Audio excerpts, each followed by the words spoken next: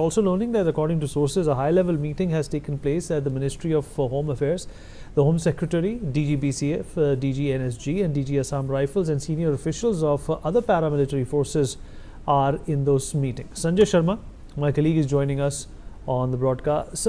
Sanjay, गृह मंत्रालय में भी एक अहम मुलाकात हुई है, इसका क्या सबब था और क्या जानकारी निकल के आ सकती है इससे? देखिए, पहलगाम हमले के बाद से लगातार गृह मंत्रालय अपनी तैयारियां करने में जुटा हुआ है, क्योंकि इंटेलिजेंस फेल्योर का एक बड़ा जबरदस्त आरोप सरकार के ऊपर लगा हुआ है कि किस तरीके से एकदम से आतंकवादी आते हैं, भारत की सीमा में प्रवेश करते हैं और इतने बड़ी घटना को अंजाम देते हैं।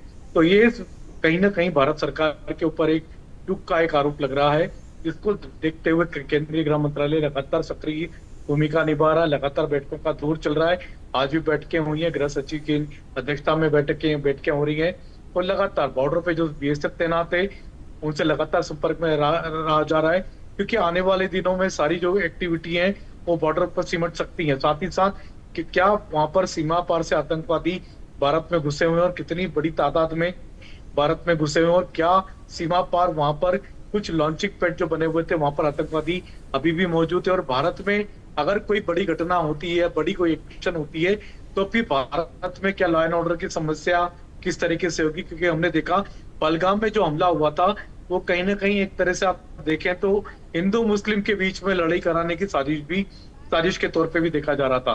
तो भारत में भी शांति बनाए रखना है, पीस बनाए रखना है, दोनों समुदाय के बीच में आपसी सौहार्द बनाए रखना है, हारमोनी कायम रखनी है। तो इन सभी को लेकर के लगातार बैठकों का दौर चल रहा है, गृह मंत्रालय अपनी तैयारियों में लगा हुआ है।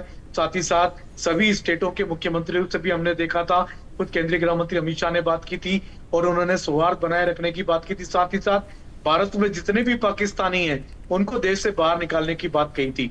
तो वो डेडलाइन भी खत्म हो चुकी है, भारत से पाकिस्तानियों को निकालने का सिलसिला शुरू हो चुका है।